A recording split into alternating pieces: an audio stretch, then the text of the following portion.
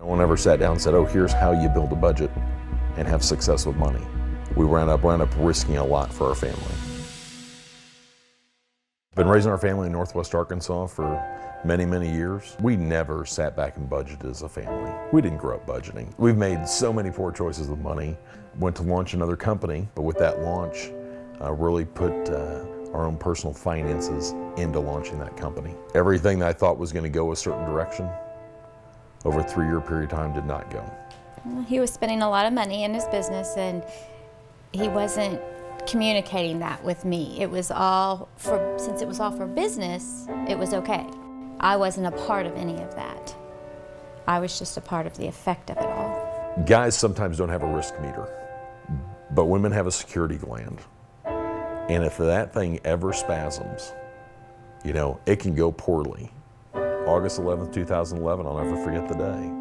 And that's when Claudia basically pulled me aside, and she has told me, she says, you can go now, I'll take care of the kids. And that was, for me, was the wake-up call that as a husband, for whatever reason, I needed to be shocked into something. There's something that I had to look inside and say, what is it about me that I've got to fix?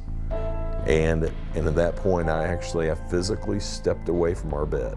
At night, I would take a cot I had for the next 30 days. In the bathroom. I slept there in the bathroom, master bathroom. She needed her space from me, and then she needed me to go and show me. Quit talking about it. Do you want to fight for this or not? And that's where I had to prove, do I want to fight? That's when I actually took the class at Financial Peace University. That's where I learned the second week about the security of my wife and how much she needs that security. Then I look back, I think about how we've not handled God's money the way we should have. We've earned a ton, but we didn't always make great decisions with it. It was definitely an eye-opener to see the change in him after he went through Financial Peace University. And he told me, you know, at the very beginning, in 3 years, we'll have this all paid off. And that just seemed so far down the road because the debt was so big.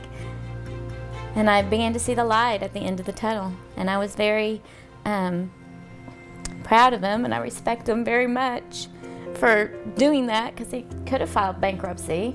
He could have done lots of things, but he didn't. And that says a lot about him and about his character. Now that we know what God wants us to do with our money, we literally are sitting here debt-free today.